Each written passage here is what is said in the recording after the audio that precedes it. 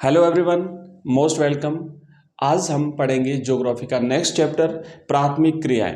ये हमारी capsule series है बच्चों, और कैप्सूल सीरीज में कंप्लीट टॉपिक को सारांश रूप में हम उसका पूरा कवर कर देते ताकि आप एक बार पूरे टॉपिक को समझ सकें।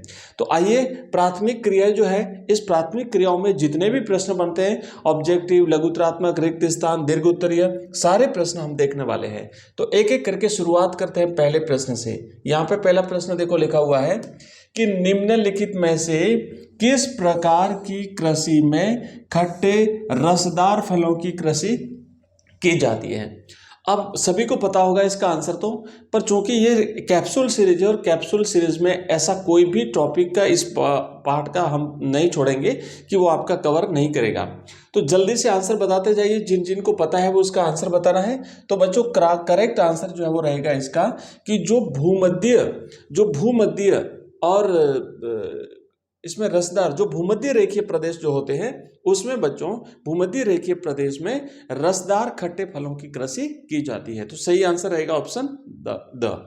नेक्स्ट देखो अगला, ये जो बाकी है ना, ये सारी कृषि हम समझेंगे। डेयरी कृषि क्या है, रोपण कृषि क्या है, विस्तृत वाणिज्य कृषि क्या है, ये सब आगे हम समझने वाले हैं। कृषि के प्रकार क्या है, सारी चीजें हम उसमें कवर करेंगे। अब दूसरा हमारा प्रश्न देखो लिखा हुआ है बच्चों। नेक्स्ट प्रश्न है कि सहकारी कृषि किसे कहते हैं। आपको पता होगा, एक सहकारी कृषि होती है, एक सामूहिक कृषि होती है। यहां से प्रश्न भी बन सकता है कि सहकारी एवं सामूहिक कृषि में अंतर बताइए। तो ध्यान रखना है, पहले तो हम सहकारी कृषि की बात करें, फिर आगे सामूहिक भी देख लेंगे कि जब कृषकों का एक समूह अपनी भूमि से अधिक लाभ कमाने के लिए स्वेच्छा से एक सहकारी संस्था बना करके कृषि का कार्य करता है, तो वहां पर उसे सहकारी कृषि कहा जाता है। भूमि खुद की रहेगी। सहकारी कृषि में भूमि पर व्यक्तिगत अधिकार रहता है, जबकि सामूहिक कृषि में भूमि जो है वो राज्य के अधिकार में चली जाती है या किसी संगठन के अधिकार में चली जाती है, उनकी व्यक्तिगत नहीं रहती है। तो अब इसमें क्या होता है कि जो किसान है ना, वो किसान एक समूह बना लेते हैं और समूह बना करके उस पर ज्यादा लाभ कमाने के लिए खेती करते हैं। स्वेच्छा से समूह बनाते हैं। ध्यान रखना, इसमें यह भी बात है कि स्वेच्छा से वो स्वयं खुद मिलकर के अपनी इच्छा से एक समूह बनाते हैं। और समूह क्यों बनाते हैं? ताकि ज्यादा लाभ कमा सकें। कहां से कमा सके? अपनी खुद की भूमि से कमा सकें। ये सारी चीजें इस सहकारी कृषि को सामूहिक कृषि से अलग करती है। इस बात का आपको ध्यान रखना है। नेक्स्ट देखो, अगला प्रश्न है हमारा, तीसरा प्रश्न है। रिक्त स्थान के भी प्रश्न हमने लिए हैं, ऑब्जेक्टिव है, लघुत्तरात्मक है, सारे हैं। तीसरा प्रश्न क्या कहता है? रिक्त स्थान की कृषि भूमध्य सागरीय क्षेत्र की विशेषता है। अभी हमने ऑब्जेक्टिव में भी इसे किया था, और इस प्रकार ये जो प्रश्न है ना, घुमा फिरा के रिक्त स्थान में भी आ सकते हैं, अति लघुत्तरात्मक में आ सकते हैं, सभी प्रकार के आ सकते हैं। तो अंगूर की जो कृषि है वो भूमध्य सागरीय की विशेषता है। अंगूर की कृषि कह सकते हैं, या हम खट्टे रसदार फलों की कृषि भी कह सकते हैं बच्चों। खट्टे और रसदार फल जो है, रसदार फलों की कृषि, ये भूमध्य सागरीय कृषि की विशेषता है। ठीक है, आइए आगे बढ़ते हैं। नेक्स्ट, ध्यान रखना, क्लास को कंप्लीट देखना है। इतने इंपोर्टेंट प्रश्न, मतलब कोई भी प्रश्न आपका अगर एग्जाम में बनता है तो निश्चित रूप से अगर आपका ये क्लास देखी हुई है ना, तो आपका कंप्लीट टॉपिक कवर हो जाएगा। तो चिंता ना करें और आप पढ़ते रहें, बिल्कुल आप टॉपर बनेंगे। एक एक क्लास को आप पढ़ते रहें, मिस नहीं करना है आपको किसी भी क्लास को। तो देखो आगे क्या कहा है कि निम्नलिखित देशों में से किस देश में सहकारी कृषि का सफल परीक्षण किया गया। अभी हमने देखा ना, सहकारी कृषि क्या होती है कि जहां पे किसान स्वेच्छा से एक समूह बना करके अपनी स्वयं की भूमि से अधिक लाभ कमाने के लिए जो खेती करते हैं वो सहकारी कृषि होती है। तो इसमें से पाकिस्तान, रूस, चीन और डेनमार्क। तो सहकारी कृषि की अगर बात करें बच्चों तो आएगा डेनमार्क, राइट आंसर। और सामूहिक कृषि की अगर बात आती है तो रूस आएगा, वो हम नेक्स्ट आगे देखेंगे। और पहले भी बता देता हूं मैं कि हमारी जो क्लास है ना बच्चों, ये 2 राउंड में चलेगी। अभी तो फर्स्ट राउंड चल रहा है, फर्स्ट राउंड में हम कुछ प्रश्न कर रहे हैं। इसके बाद जितने भी इस चैप्टर के क्वेश्चंस बन सकते हैं वो सारे के सारे हम नेक्स्ट राउंड में लेंगे। तो एग्जाम से पहले हम 2-2 राउंड में आपकी कैप्सूल सीरीज के तहत कंप्लीट कोर्स करवा रहे हैं। उसके बाद जब ये 2 राउंड पूरे हो जाएंगे, बीच बीच में हम कभी एक वन शॉट क्लास भी आपको अवेलेबल करा देंगे। जैसे एक किताब हमारी कंप्लीट हो गई तो एक किताब का वन शॉट मिलेगा। तो जो छोटी छोटी क्लासें आप देख रहे हो उसका एक बार कंप्लीट रिवीजन एक साथ हो जाएगा। और एग्जाम से पहले भी अगर आप रिवीजन करना चाहो तो इसका कंप्लीट रिवीजन आपको एक ही जगह पर सारी चीजें मिल जाएगी, तो वहां से आप कर लोगे। नेक्स्ट देखो, अगला है हमारा कि गहन निर्वाह कृषि के 2 प्रकारों के नाम लिखिए। अब देखो, अगर हम बात करें कृषि के प्रकार, तो कृषि कई प्रकार की होती है, जो हम अगली नेक्स्ट इसी क्लास में देखने वाले हैं कृषि के प्रकारों के बारे में। उसमें से एक प्रकार होता है गहन निर्वाह कृषि। अब गहन निर्वाह कृषि के 2 प्रकार हैं। गहन निर्वाह कृषि को 2 भागों में विभाजित किया जाता है, मतलब 2 प्रकार की कृषि इसमें होती है।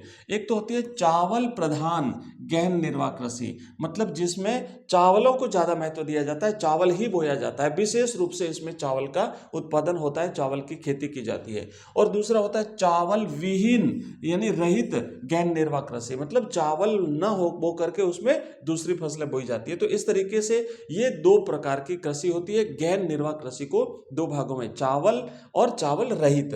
नेक्स्ट, चावल प्रधान मतलब मुख्य फसल चावल रहेगी उसमें, चावल विहीन मतलब चावल के अलावा दूसरी फसलें रहेगी। ब्राजील में रेगिस्तान बागानों को फेजेंडा कहा जाता है। तो ब्राजील में बच्चों जो कॉफी के बागान है, उन कॉफी के बागानों को फेजेंडा कहा जाता है। कॉफी है ना, कॉफी जो बनती है ना कॉफी, तो उसको फेजेंडा कहा जाता है। ये प्रश्न कई बार परीक्षा में आया हुआ है, इसलिए अच्छी तरह से याद कर लेना। जिसने पहले नहीं पढ़ा है, कई सारे ऐसे बच्चे हैं जिनका पहले कोर्स नहीं हुआ है, स्कूल में नहीं पढ़ पाए, किसी कारणवश स्टाफ नहीं होगा, या आप खुद घर पे नहीं पढ़ पाए, बहुत सारे कारण हो सकते हैं। तो इस कंप्लीट क्लास को देखना है, आपका कंप्लीट रिवीजन हो जाएगा। और जिन बच्चों ने टॉपिक पढ़ा हुआ है, जिनकी बहुत अच्छी तैयारी है, उनका रिवीजन हो जाएगा। और रिवीजन करना बहुत ही जरूरी होता है बच्चों, क्योंकि टॉपर बनने के लिए रिवीजन करना बहुत ही आवश्यक होता है। नेक्स्ट प्रश्न देखो, अगला है कि निम्नलिखित प्रदेशों में से किसमें विस्तृत वाणिज्य अनाज कृषि नहीं की जाती है। नहीं शब्द पे गौर करना है। कभी आपने अगर इतना पढ़ लिया ना, परीक्षा में कई बार बच्चे क्या करते हैं, विस्तृत वाणिज्य अनाज कृषि, चलो फटाफट आगे बढ़ो, टाइम बचाना, आगे बढ़ो। और आगे बढ़ते बढ़ते पहला ही ऑप्शन पढ़ लिया, इसमें है कि एक ऑप्शन पढ़ करके अगर आंसर करके आ गए ना, तो गलत हो जाएगा। पूरे प्रश्न को पढ़िए, ध्यान से पढ़िए। और टाइम मैनेजमेंट करने के लिए सबसे जरूरी चीज होती है बच्चों कि जितना पूछा है उतना ही लिखिए। आप क्या करते हैं कि जिस प्रश्न में कम लिखना है वहां तो ज्यादा लिख देते हैं, और जब पीछे जाते हैं तो आपके पास टाइम नहीं बचता है। बहुत सारी चीजें बता रहा हूं मैं, क्लास अटेंड करने का मतलब यही तो है ना। प्रश्न तो आपको आते हैं, लेकिन बीच बीच में ऐसी चीजें भी जो हम आपको अवेलेबल कराते हैं, आपको ऐसी चीजें बताते हैं जो आपको मोटिवेट करती है, जो आपको परीक्षा के टाइम मैनेजमेंट करने में आपकी हेल्प करती है। तो बच्चों, जो अमेजन बेसिन है, यहां पर ये गहन निर्वाह कृषि, विस्तृत वाणिज्य अनाज कृषि जो है वो नहीं की जाती है।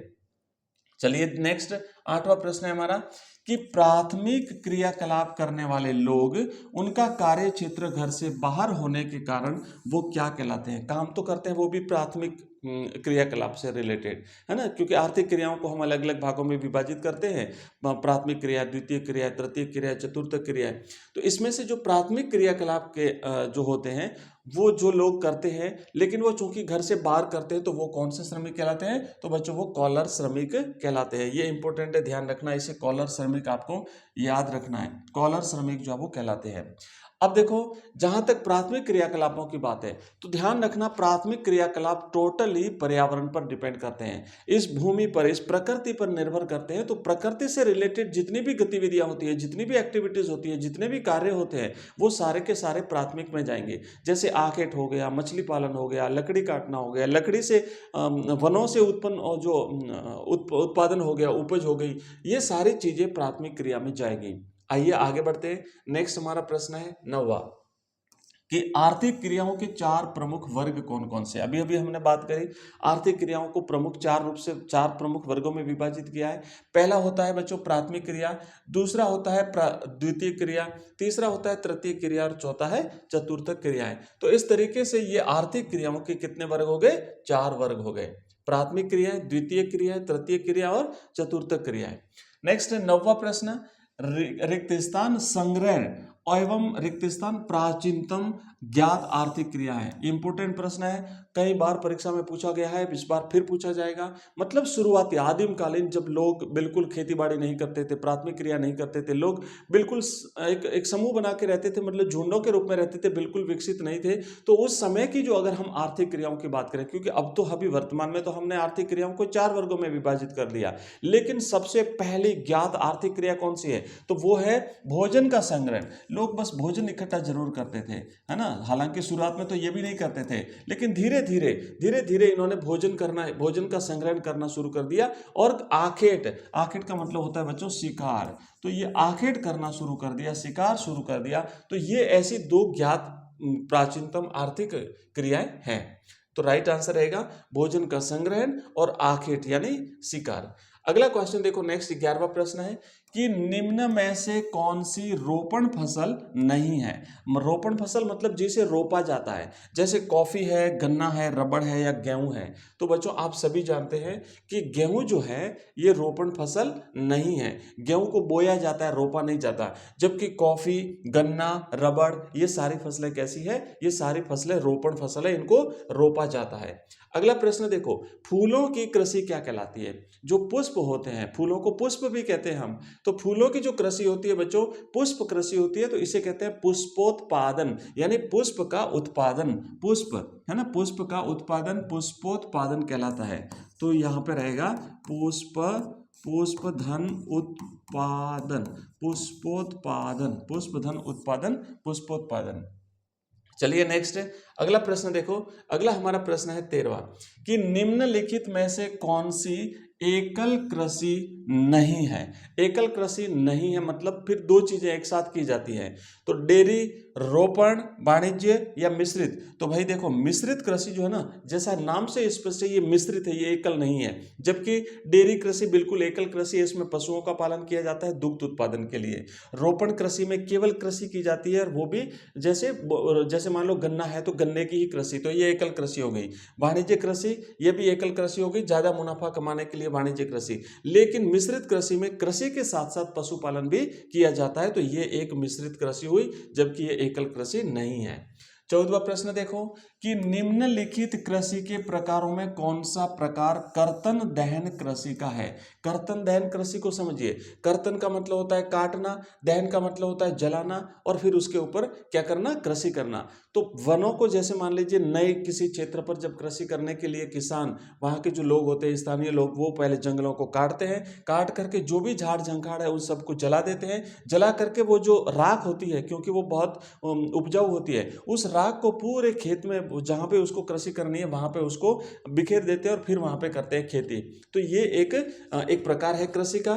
तो पूछा गया है कि निम्नलिखित कृषि के प्रकारों में से कौन सा प्रकार कर्तन दहन कृषि का है। मिश्रित कृषि है, डेयरी कृषि है, ट्रक कृषि है, आदिम कालीन निर्वाह कृषि है। तो बच्चों जैसा कि नाम से ही स्पष्ट है, राइट आंसर रहेगा इसका आदिम कालीन निर्वाह कृषि। आदिम कालीन निर्वाह कृषि को दो भागों में विभाजित किया, जो हम आगे देखेंगे। अब देखो अगला प्रश्न है बच्चों, अगला हमारा प्रश्न है कि कृषि क्या है, कृषि के प्रमुख प्रकारों के नाम लिखिए। अब देखो कृषि, विभिन्न प्रकार की जो कृषि होती है, तो अब पहले तो ये समझाना कृषि कहते किसे हैं, और फिर आपको ये समझाना है इसकी नाम कौन कौन से हैं, कितने प्रकार की होती है।